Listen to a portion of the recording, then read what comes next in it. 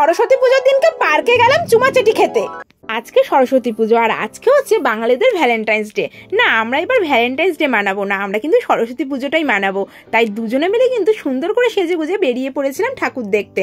তো দুজনে মিলে ঠিক করেছিলাম এবছর আর কোনো পার্কে নয়, কোনো জায়গায় ঘুরতেও নয়, এবছর আমরা দুজনেই স্কুলে যাব।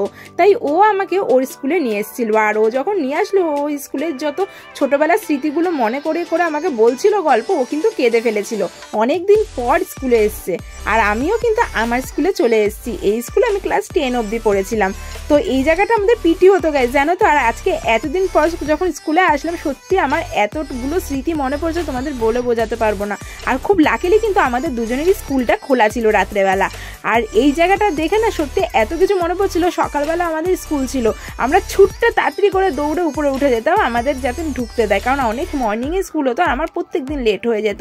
তারপর স্কুলগুলো ঘোরার পর কিন্তু আশেপাশের বেশ কিছু মণ্ডপ আমরা একটুখানি ঘুরে নিলাম আর মা সরস্বতীকে প্রণাম করে নিলাম। তারপরে দুজনে মিলে ঘুরতে বেরিয়েছি। কিছু খাওয়া দাওয়া করবো না তা কি করে হয়, তাই দুজনে মিলে কিন্তু সুন্দর করে এখানে খেতে বসে পড়েছি গাইজ। এইখানে কিন্তু আমরা রাইস, মাটন আর পোলাও নিয়ে নিয়েছিলাম।